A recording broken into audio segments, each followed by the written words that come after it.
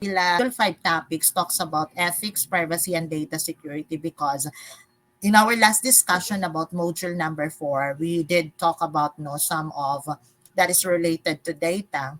Okay, data and the quality of data that we had. So the bread and butter of the information systems are data. Now the challenges that we are facing right now, when it comes to data is how are we going to protect it?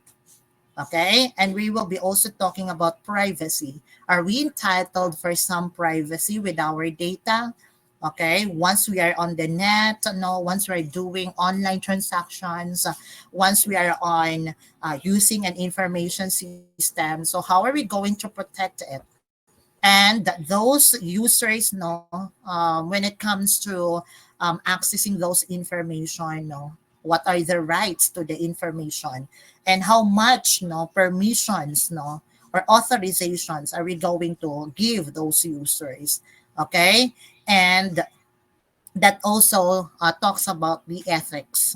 Okay, the ethics on information because we do have information ethics and the ethics that we are applying to ourselves. Okay, so to start our topic for module 5, let's talk about the ethics and moral.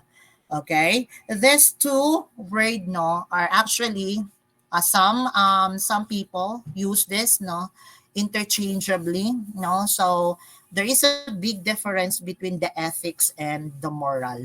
Okay, so let's say for example I have this situation wherein um a child, so let's say for example there is a situation in the hospital. Okay, the mother of the child, is ano ba paano ko ba sasabihin siya.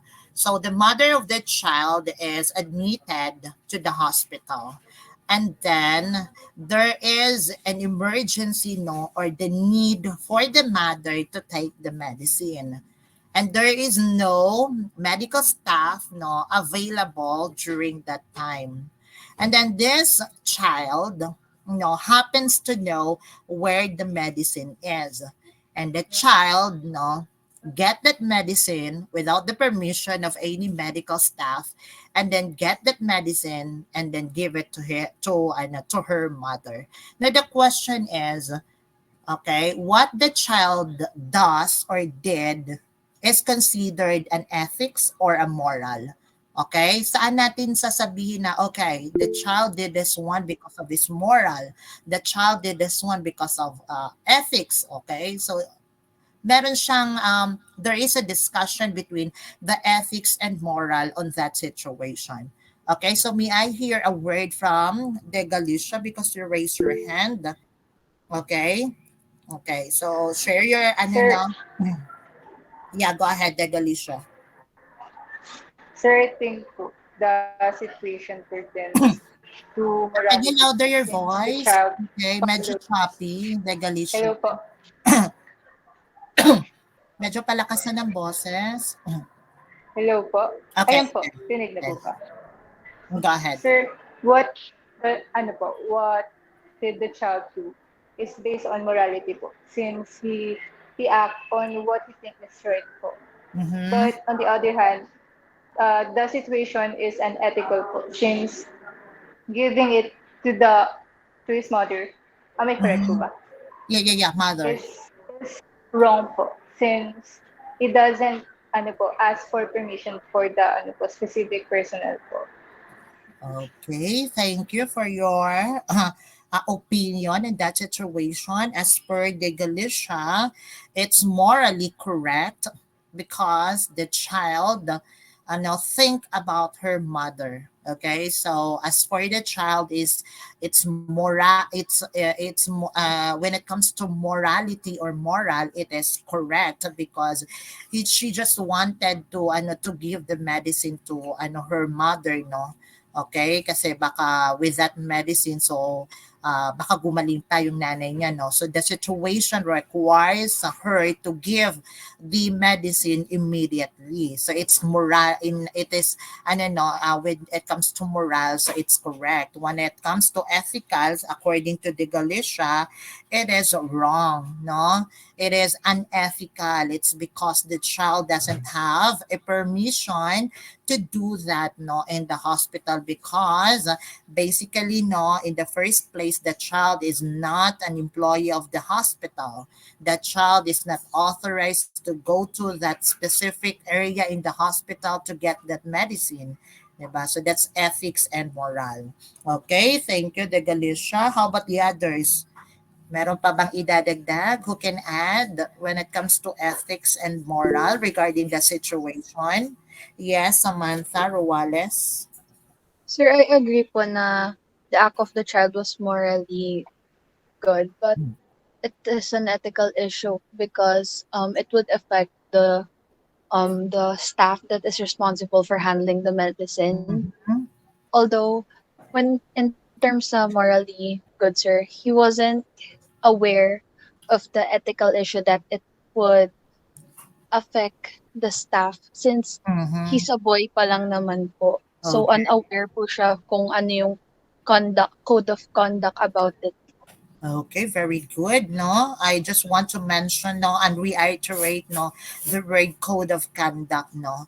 Okay, because in the hospital there is this work ethics, no, that employees must abide, no, in order to work harmoniously and smoothly in the hospital. So, what did the child does is unethical.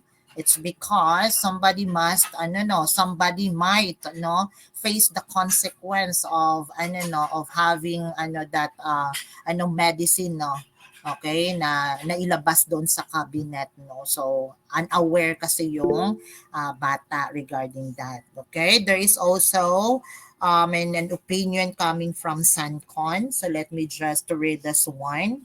According to Sancon, it is morality because what's morality? Morality good or wrong?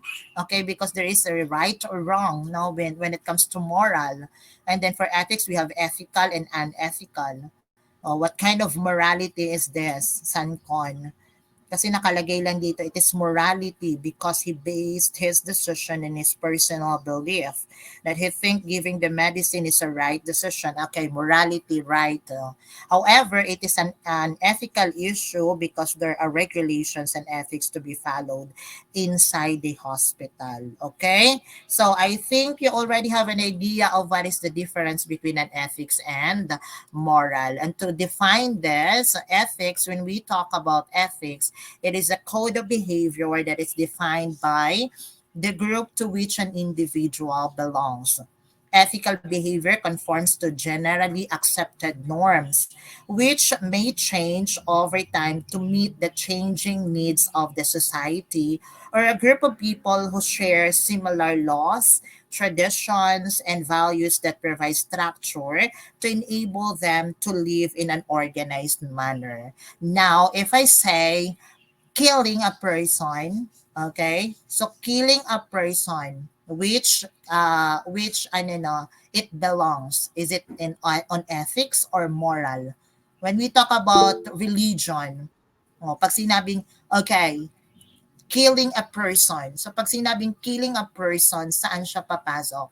Moral or ethics? I need another hand who wants to answer aside from the Galicia and Samantha, because they already have their the names are recorded already. Oh, I have other hand here, si Karag. Okay, Karag.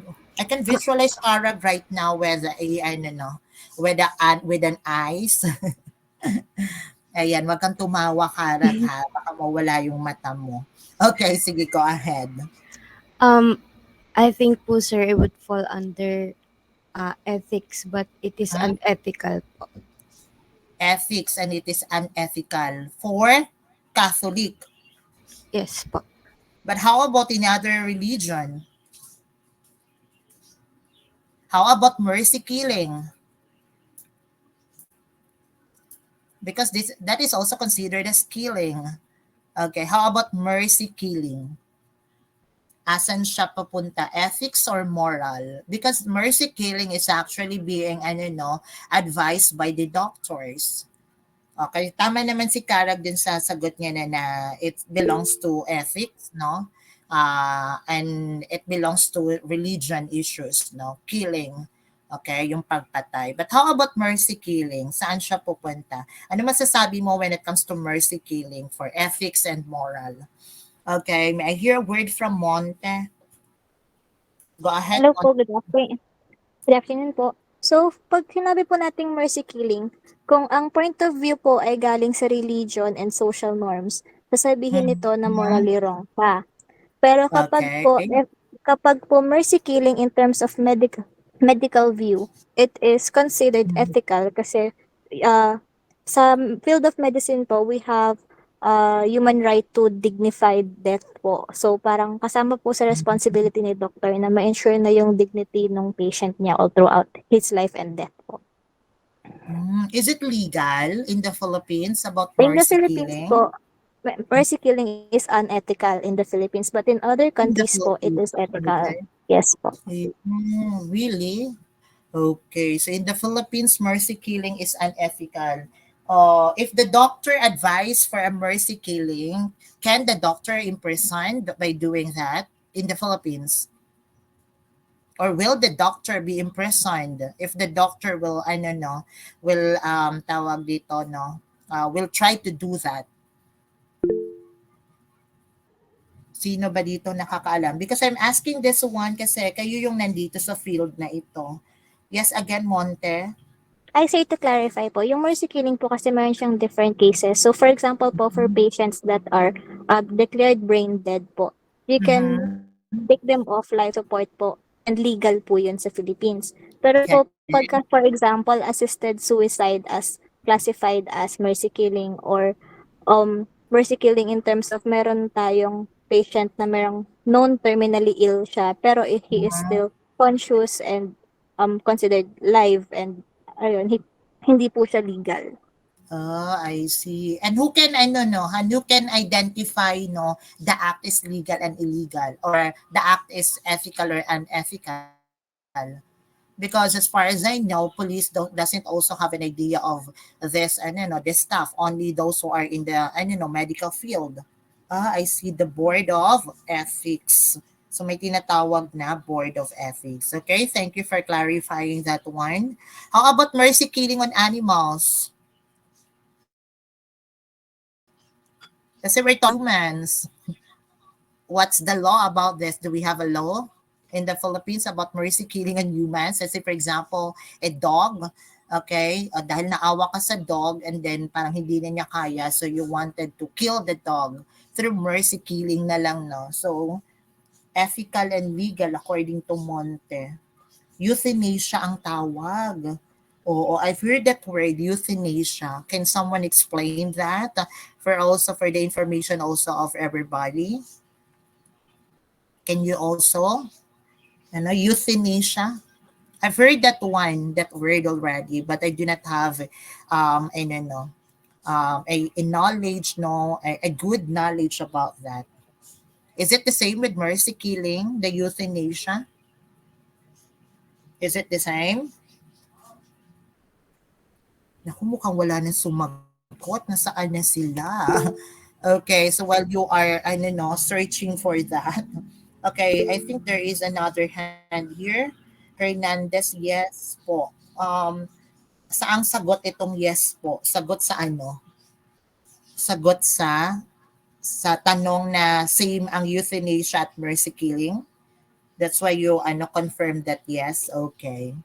Okay, so morals, on the other hand, are the personal principles upon which an individual bases his or her decisions about what is right and what is wrong.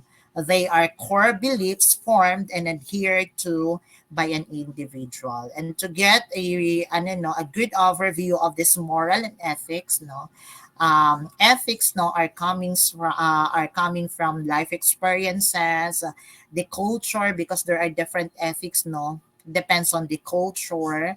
And then also for virtues, no, vices, religion, gender, and then we also have the age, no, and then we have the beliefs, and then education and traditions. Morals are individual beliefs of what is right and what is wrong. So meaning we can have different morals, no? Tama ba? Kasi this is individual belief. So if you believe that it is right and others believe it is wrong, so that is their ano no, that is their right to say that as I am morally right and you are morally wrong. Kasi nga it's an individual belief. So if you believe that you are right, so you are right, and I believe that that is wrong, so there is no problem with that because that is your moral. So we can have different moral, but we can have the same ethics. So if you are working in a company, there is an ethics that you need to be to abide, no, in order to work harmoniously, no, within the company. Because there are ethics that you need to follow. So there are working ethics, no? Let's say for example, meron sa kanila na ang ethics sa kanila, no, is that you are not allowed to in the laboratory in the school, no. So we also have this computer etiquette, no, that if you are going to use the laboratory, you need to be responsible of the computer that you are using, and you are not allowed to ano no to steal or to get any parts of the computer, 'di ba? So that is mga rules na binibigay per company, no. And education, so meron din, no. So may mga sinusunod, no, bawat ano. So you need to abide. Okay? Depende kung nasaan kang category. So, kung sa religion, there are ethics, no, that you need to follow. For Catholic, no, it's unethical to kill a person. But, no, in other religion, it's ethical for them, no, to kill. 'Di ba may mga bansa na ang law nila, sasabihin nila, no, na pag lumagpas ka na ng 3 anak, yung pang-apat mo, pag nagkakaanak ka, kailangan patayin na. Nasa batas nila yon. So, they need to follow. 'Di ba? But, when it comes to moral, you know that it is wrong, no? In the point of view for Catholic, it's wrong, 'di ba? It's moral, kung moral lang yung pag-uusapan, it's wrong. It's not right not to kill, okay, a baby. Pero sa kanila, sa ano nila, sa lugar nila or sa kanilang religion, ganon. Other religion, bata pa pwede na ipakasal, no? Pero sa Catholic, no, hindi siya pwede kasi nga sasabihin child abuse, 'di ba? So hindi pwede. So magkakaiba tayo ng mga ganyan. So you need to abide and to follow because meron yan, usapang religion yan. Okay? Pero pag moral, sasabihin talaga natin na that's that is wrong, no? For the pag nakikita natin. So magkakaiba tayo pag sinabi nating moral. Pero ethics, kailangan natin sumunod. Okay? So before we proceed to our discussion, I want you guys to answer activity number 2. It is already published. I want you to answer in 5 minutes. I think 5 minutes is enough. Okay? So kindly answer before I proceed to the next slide. So I will give you, I think pwede na tayo sa 10 minutes. Okay, sige. 10 minutes. So I want you to answer activity number 2 before I will proceed to the next slide. Okay, so it's 5:44, so 5:54, we will resume our discussion. Okay, so can you just type in your answer? Okay, it's all about ethics and moral.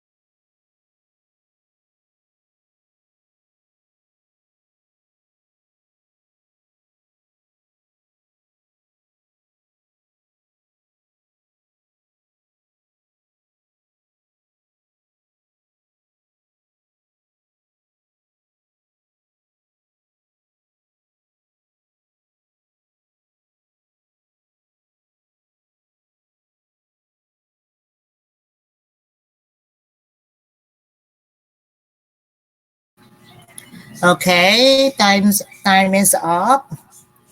Okay, are you done? May I know? May I get any response or reaction if you're done, guys? Okay, so let's continue our discussion. There is still there is still one activity after. Okay. Yes, somebody raised the hand. Do you have a question or just a response from my question?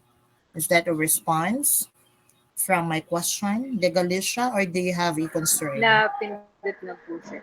Okay. Okay, so let's proceed to our to the next slide. Okay, which is about information ethics.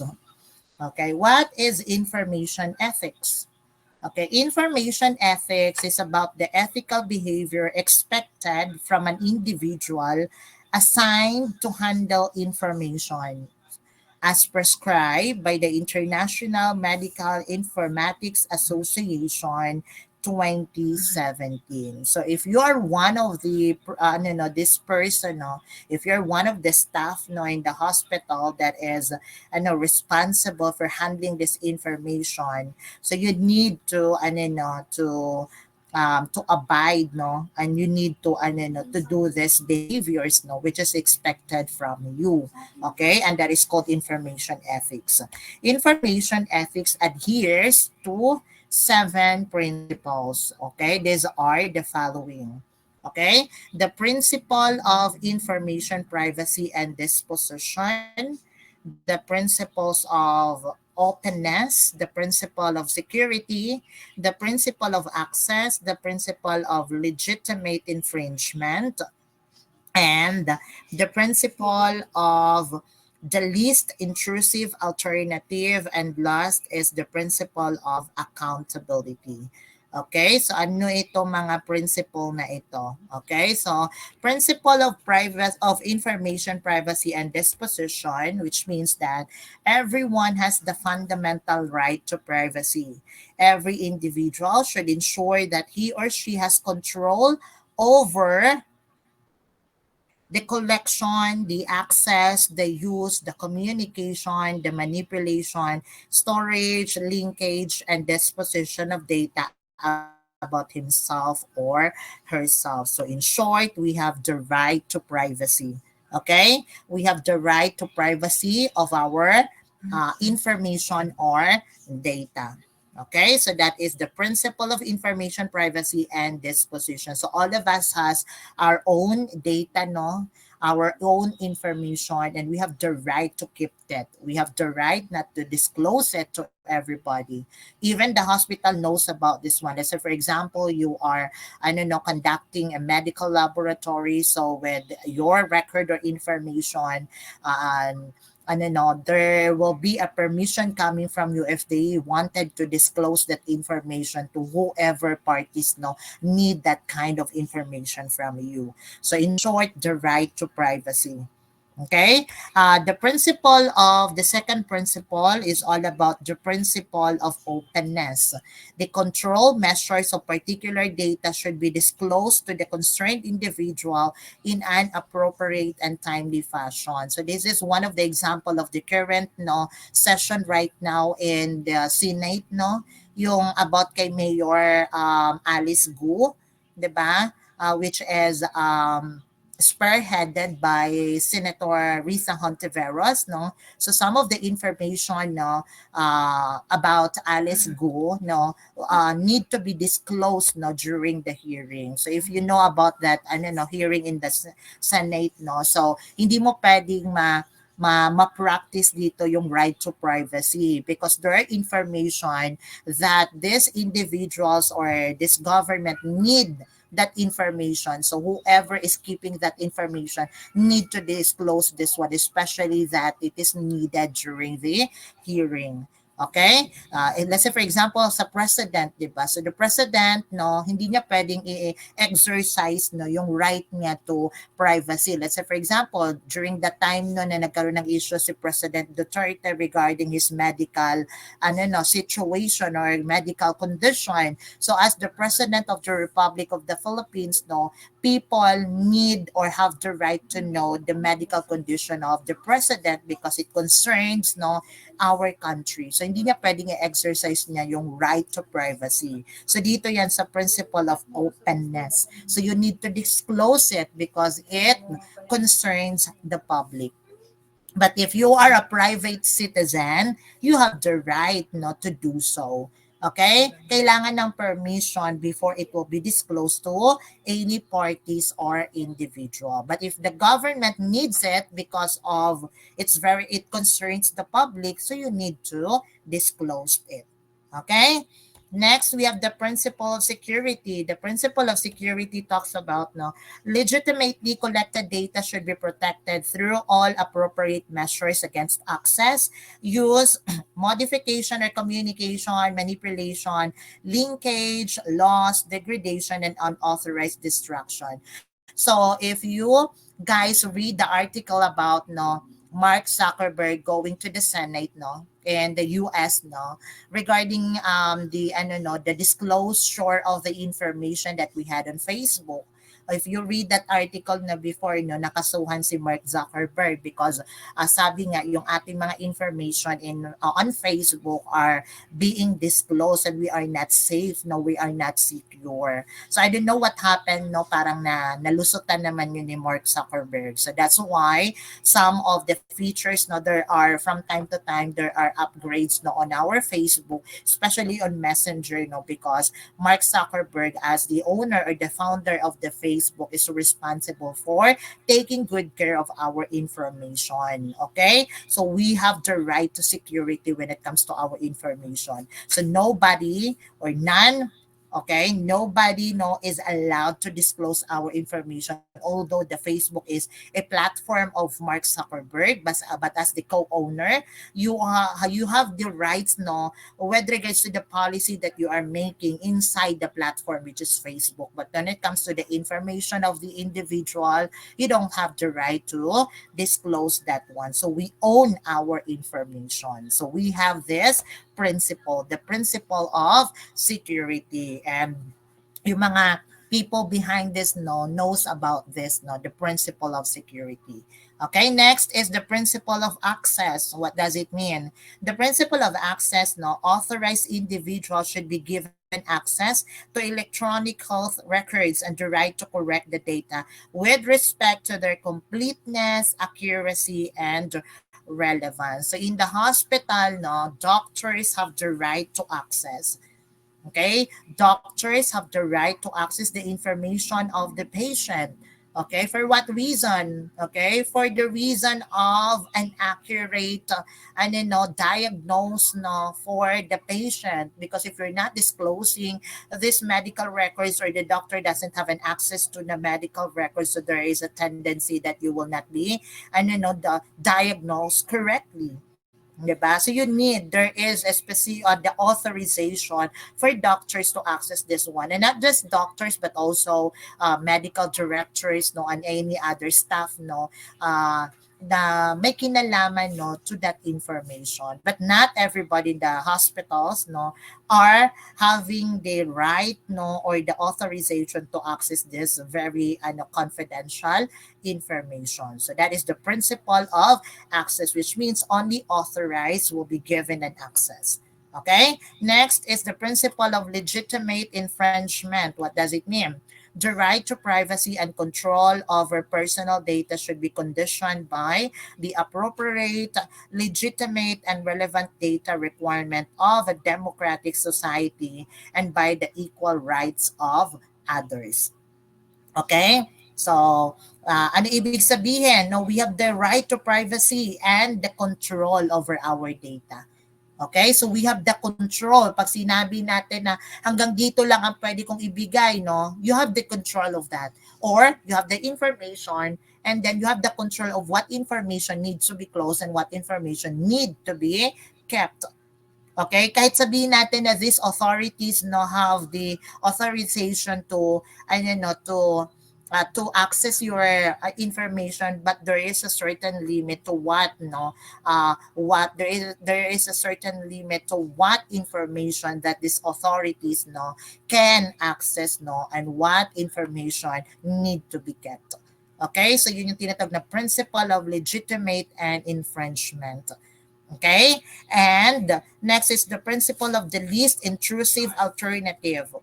Any infringement of the privacy right should occur in the least intrusive manner and with the least amount of interference with the rights of the affected parties. So yun yung ibig sabihin ng principle of the least intrusive alternative. And last but not the least is the principle of accountability. Accountability, which means that any infringements of the privacy right should occur. Sorry, hindi ko na-edit yan. Okay, so there is, which means that the principle of accountability, which means we are accountable, okay, for our information. We are accountable, no, to what, kung ano man mangyari, no, to what happens to our information. We are accountable of that, no. We're accountable no to keep our information that this is in disclosed no, so kailangan may mga security measures tayo na gagawin dyan because we're accountable of our information. Once you put your information online, so you're responsible of that. Okay? You are responsible of keeping it. You are responsible for securing it, no? And then kahit naman sabihin na it's Mark Zuckerberg's responsibility to secure our data. Yeah, that is primarily concerned by Mark Zuckerberg. But as the owner of the information, we are accountable of that. No, we're responsible of securing it also because Mark Zuckerberg is doing the best that they can, or their team is doing the best they can in order to secure our data. But as the primary owner of the data or the information that we're sharing on the internet, we are accountable for it. We are responsible for it. Okay, so that's why you need to secure it.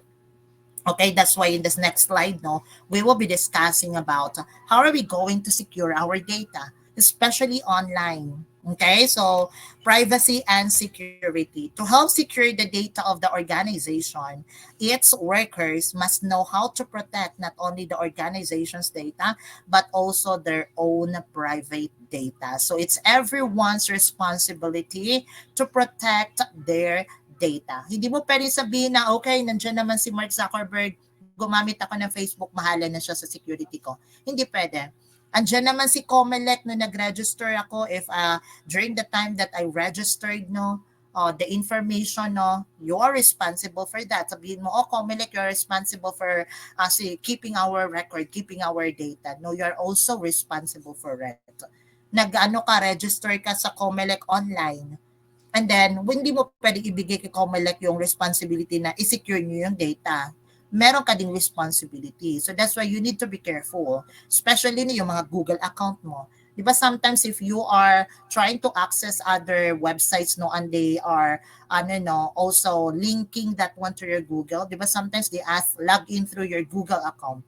Okay, although it's primary responsibility of the Google to protect your data, but also it's your primary concerns also to observe, evaluate the kind of website that you are accessing. Is it really secured to use my account in Google just to link this one because I'm not I don't have time to go through with the process of registration, no? Okay, and to avoid that registration process, I just need to use my Google account. That's the purpose of using that using this Google account no to be able to access no or to register to a certain website. I don't know who's guilty of that, diba? Sometimes no dahil tamad ka na mag-register and then pag may ina-access kang website nakalagay doon signed in using Google account. What does it mean? If you're doing that one, which means that whatever the information that you have in Google, you are submitting that one also to the other party. Yun yung ibig sabihin, just to avoid the lengthy process of registration.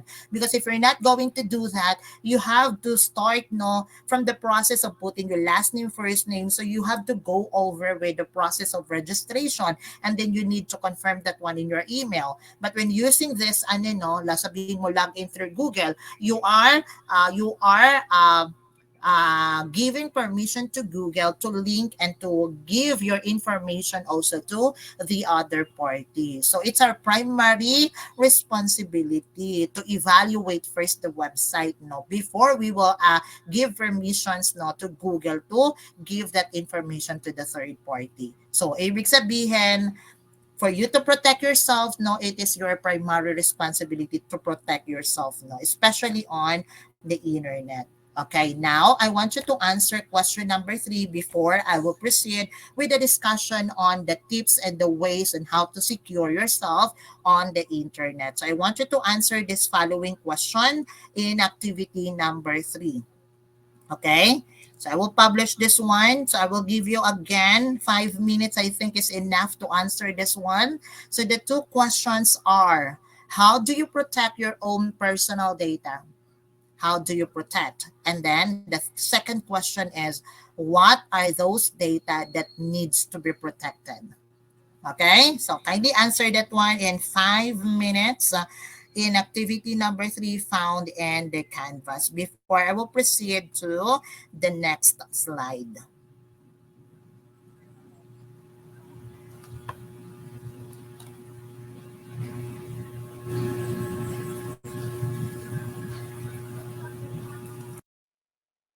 Ano? Ang nilagay ko po, sir, ay yung tawag dun, yung two-factor authentication po. Like, Hindi, yung, doon tayo muna sa passwords on your device kasi meron tayo 2-factor mamaya. Huwag ka muna mag-advance doon. Advance ka na eh. ay, Di-discuss natin yan. Yung paano mo lang fingerprint po, sir. ipoprotect? Fingerprint. So meron kang fingerprint. Opo. Okay, what else? Ano pa? Ano ba cellphone mo? iPhone, Android? Android po, sir. Oh, so nag-fingerprint ka. Aside from fingerprint, ano pa ang pwede ang in-apply mo to protect your device? Ang ginagawa ko po ay pinapalitan ko na lang po yung password every 3 months. May And password talaga yung device mo pag ino-open? Yes po, sir.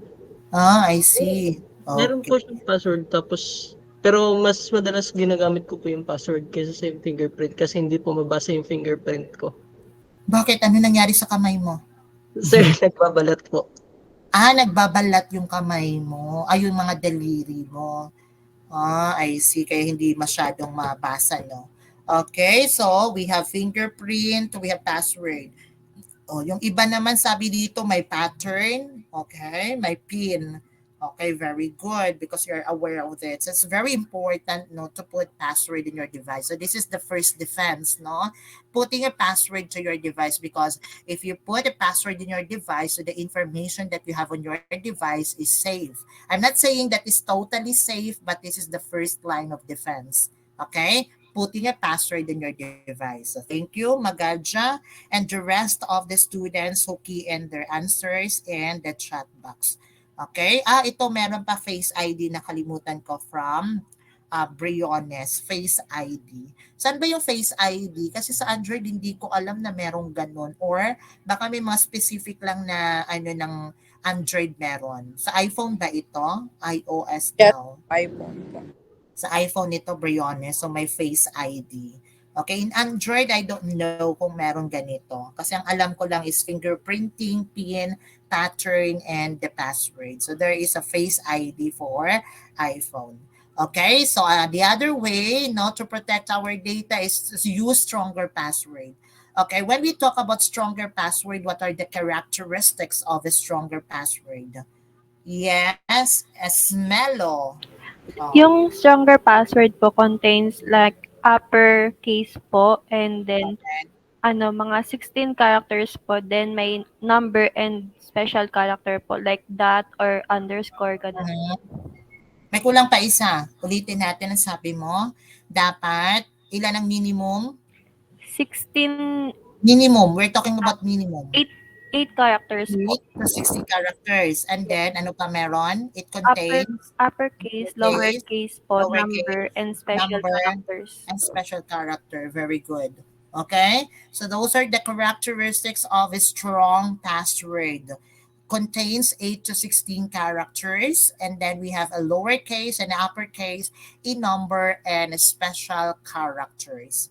Okay, so very good because you know this stuff, no? Okay, strong password. Okay, next, second line of defense. Third is, yung sinabi ni Magadja kanina, two-factor authentication. Okay, what is two-factor authentication? Yes, Season. What is two-factor authentication? How does it work? Yung, I think yung two-factor authentication po is yung dalawang beses po na magla-log in or magna-notify. Like for example po sa Gmail account, let's say na-input mo po yung password mo.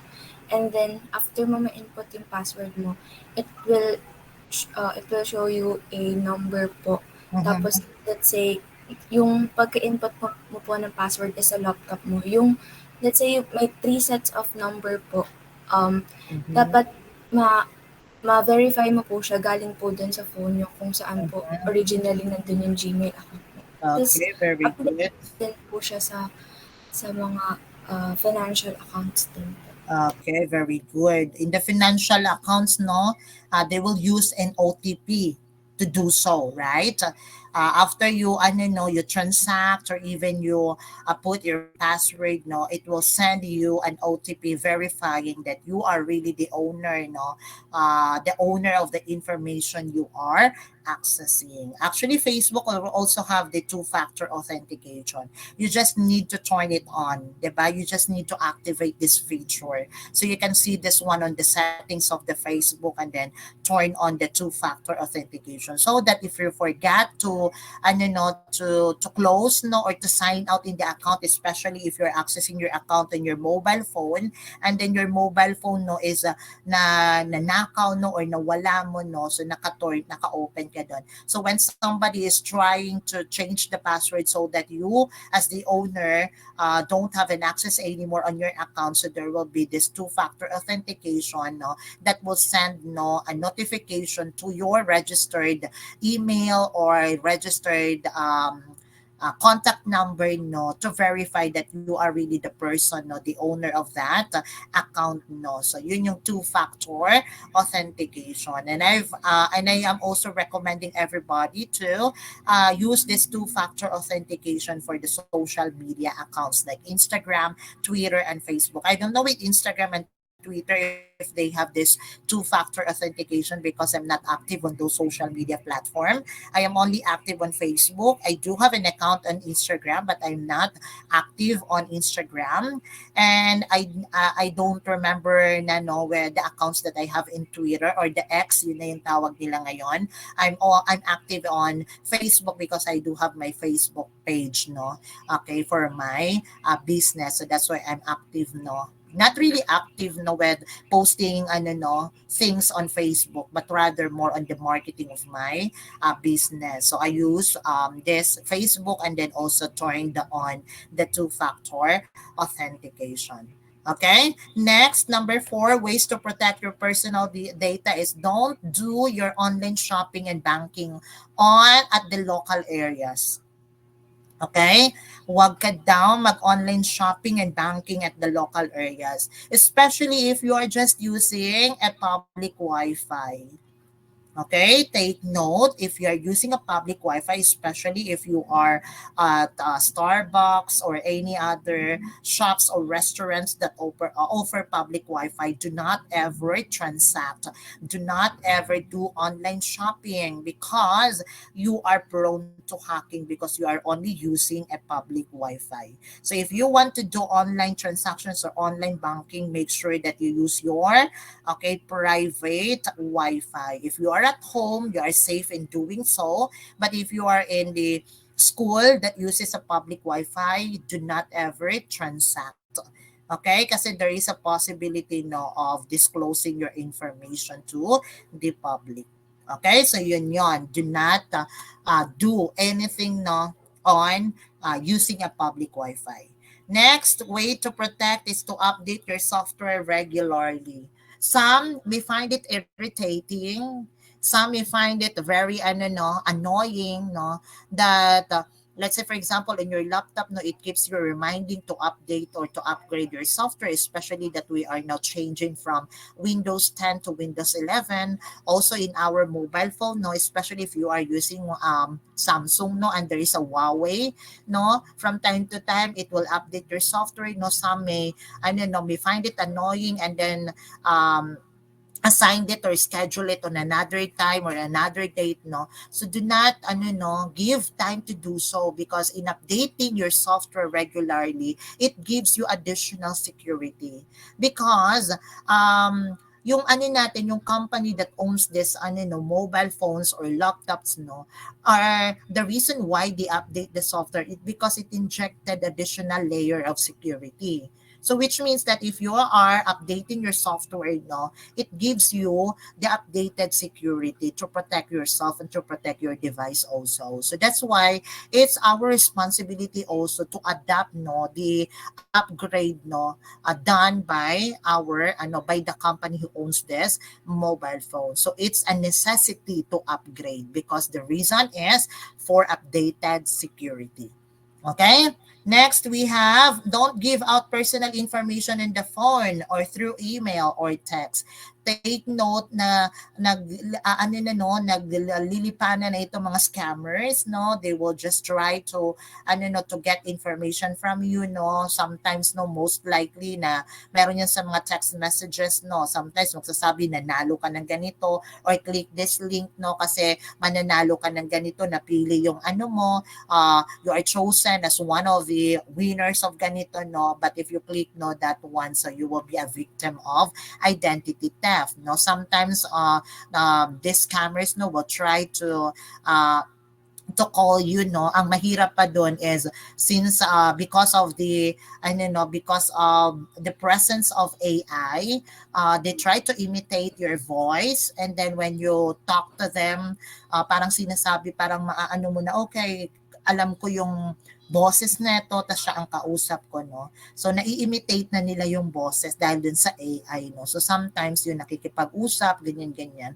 Ayan, nagiging victim din ako ng mga ganyan. Dati sinabihan na nanalo ng ganito, o di kaya ganito yung mama, yung papa mo nasa hospital, yung ganyan, and then they ask you to provide or to send out money, no. Ayan, so that's why we need to verify. So we just need to be aware of these scams, no. Ayan, mga text scams, mga call scams, mga email scams. Okay? So, para wag kang magbigay ng mga personal information. And what are those information? Yun yung sagot nyo kanina. Ano yung mga personal information na hindi natin pwedeng ibigay? Okay? Anyone would like to give out information that is not to be given? Yes, Briones, Leslyn. Kasi dalawang Briones pala tayo. Sir, yung information po na hindi po dapat natin ibigay is yung code po o kaya po yung number, cellphone number natin. Okay, what else aside from that? Aside from that, can you give another example? Yung address din po, sir. Yung address, complete address natin. Oo. Ayan. Kaso nakikita naman to sa mga Facebook. Naglalagay ba ng address sa Facebook? Naglalagay ba ng address sa Facebook? If you visit the profile of your friend, can you, is the address displayed? Hindi po yung exact na location po. So what you're trying to say is the complete address. Yes po, sir. Okay, very good. Thank you. How about the others? Ano pa mga confidential na information na hindi pwedeng ibigay aside sa sinabi ni Briones na complete address, contact number, what else? Yung contact number natin nakukuha na that's why nga nakaka-receive tayo ng mga kung ano-anong tawag 'di ba? Yes, according to Erica, it's contact details and the birthday. Yeah, yung iba kasi dahil gusto nila na marami mag-greet sa kanila during their birthday, ginawa nilang public yung birthday nila sa Facebook because they just wanted to feel special during their birthdays, which is not good. Yeah, tama din yan, credit card numbers. Huwag nating i-public yung birthday natin just to get no more greetings on our special day. Okay? Kasi yan ay mga importante yan. Pag may tumatawag sa yung bangko, kino-confirm nila o ano ang birthday mo. So pag nag-give mo yan, yung mga scammers, magagamit nila yan. So don't ever disclose that birthday. Okay? Make it public or friends only on Facebook. Yun yung gagawin mo. Huwag mo siyang i-public. Okay? Kasi yung mga importanteng tao naman sa buhay mo, pag nag-birthday ka, mag-greet yan eh. So do not ever disclose that one on public. Hindi ka naman presidente, hindi ka din artista para malaman nila or malaman ng buong mundo na birthday mo. Okay? So yung mga importanteng tao lang, sapat na yun para i-greet ka. So do not keep it on, do not make it public. Kasi nga, you're prone to hacking. Okay? And last but not the least is be careful about opening email attachments or clicking links. Sometimes if you visit website no nakalagay, congratulations, you win an iPhone. Diba? Ikaw naman ito na curious ka, kiniklik mo yung link, yun pala, spam na yon, okay? Or scam na yon. After clicking, ayun, nakapasok ka na doon, na-disclose mo na yung information mo. Okay, sometimes in email, 'di ba, may mga links doon, no? The good thing about Google right now, no, the Gmail, once the Gmail contains a link, no, it will automatically be put in the spam folder. Okay, sa spam folder nila yan inaano. Yan, ano sa mga text po from unknown number. Okay? Ayan, wag tayong magkiklik na kung ano-ano, no. Unang-una, hindi ka mananalo kung wala kang sinalihan. Kaya wag kang maniwala na you won ganito. Kasi unang-una, wag kang rely on mga ganitong bagay. Hanggat wala kang sinasalihan, there is no possibility of winning. Okay? Nakalagay dito, nanalo ang number mo dahil isa ka sa napiling ganito. Paano mo napili yung number mo? Diba? Paano mo napili yung number ko? Hindi naman ako nagbigay ng contact number, diba? Wala akong sinalihan. So, dapat tayo, no, in reality, mahirap hanapin yung pera. Kaya pag mga binibigay lang ng ganyan, hindi yan totoo. Okay? So be careful, especially on emails kasi marami. Meron tayong mga tinatawag ngayon ng mga love scam, no, sa email. May naisip akong ganyan sa email, nakalagay doon na ayan, may pera siya, gusto niyang isend sa akin, medyo mahina doon kasi military siya, hindi siya makakapag-send doon sa lugar nila kasi ganito, ganyan. Diba, may mga ganon. So, inaano ka ng pera. So, walang katotohanan yung mga ganong bagay. Okay, and there are other ways to protect our personal data aside from what was mentioned in the slides. Okay? Next, we have here, okay, let's talk about the hospital information system. What are the levels of security? Paano nila pinoprotektahan, no, yung information doon sa hospitals? Okay? Not just the information but also the devices. Okay? Meron tayong tinatawag, ang tawag sa hospitals ay tinatawag na safeguards. Safeguards are the solutions and tools which may be used to implement security policies at different levels of the health organizations. Okay, what are those safeguards, no, in the hospital? Okay, number one is administrative safeguard. Okay, so ano ang meron sa administrative safeguard, no? To assure data security, no, in the healthcare institution, they have this administrative safeguard. So ano tong administrative safeguard?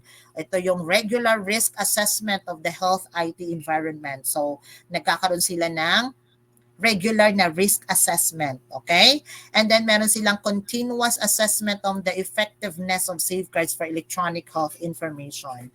What else? Detailed process and procedures for viewing and administering electronic health information, okay? Ano pa ang ginagawa nila? Okay, training for the users of health IT to appropriately protect electronic health information that is under administrative safeguards. And then reporting of security breaches, examples, not to those entities required by law or contract, and continued health IT operations. So yun yung ginagawa nila, no, pag nandun sa administrative.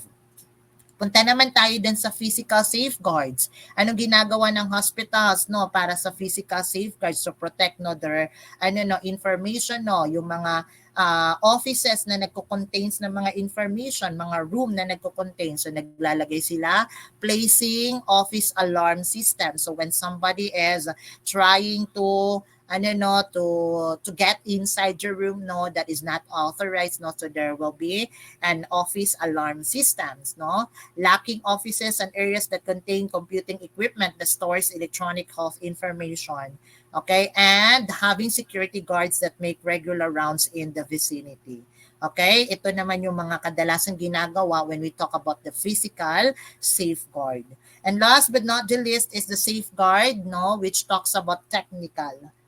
Okay, for technical safeguards, these are the following: configuration of computing equipment to ensure security. Example is virus checking and firewalls. So they put a virus, no, they put an antivirus, no, to the computers, no, to be able to scan for viruses.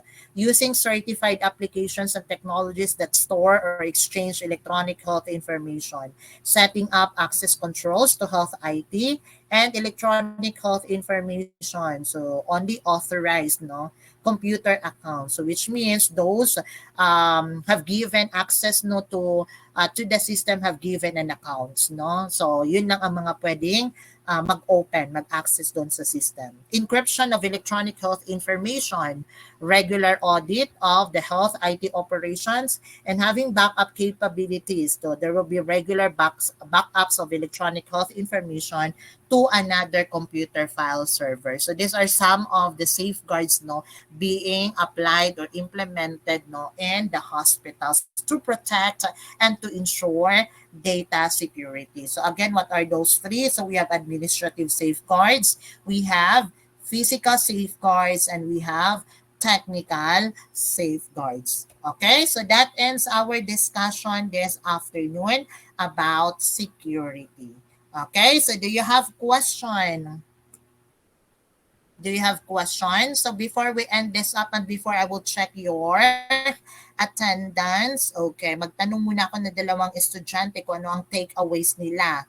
Okay, in our discussion this evening para malaman natin kung nakikinig ba talaga, no? Okay, so may I hear a word from, ayan, magtatawag tayo kung ano mga takeaways. Okay, wala na tayong assignment kasi sapat na yung binigay ko sa inyong activity no kanina. At saka yung tatlo, mga activity from the book, you need to submit that one on May 28 because that is part of the CP. Ayan, yung tatlong score na makukuha dyan, tama na yan, sapat na yan no, for the total number of CP no, required for the lecture. Sa laboratory, napakadami nating activity. Okay, so sa lecture lang ang kailangan ko pa ng ng mga activity. Okay, so before I will check your attendance, okay, tawag muna ako ng dalawang estudyante to give their takeaways this afternoon. Okay, so ano ang takeaways mo ngayong afternoon? Manuel, si Manuel. Manuel, what are your takeaways this afternoon? Yung sa waste po and protecting personal data. So, I've learned po that it's important na regularly po tayo to keep in check yung sa mga security checkpoints natin for our different accounts. Especially po sa social media. And also yung sa binigay niyo po na example, yung sa mga peking contact numbers, yung mga nagte-text po. And yun po. So, okay, thank you. How about si Bernal? What is your takeaway this evening? Bernal? Hello, sir. Yes. Hello. Ano takeaways mo ngayong evening sa ating discussion? Same as with Miss Manuel po, sir. I've learned din po how to secure all our personal informations. Like, hindi po siya appropriate na i-public lahat, including po yung like birthdays and other information po natin kasi it might cause problem po and like scam po na like nauuso po ngayon. Thank you. I see. Yung birthday mo ba, naka-public ba sa Facebook? Naka-public ba? And for friends lang po, sir. For friends, very good. Oo. Kasi yung mga naka-public, mga ano yun attention seeker. Hindi, just kidding. Hindi lang nila alam paano i-private yun. Okay, so since na-discuss na natin, so kailangan nyo na siyang i-private na. No? Friends only na lang. Okay, ito, nag-share naman si Maria. Okay, basahin natin yung share ni Maria.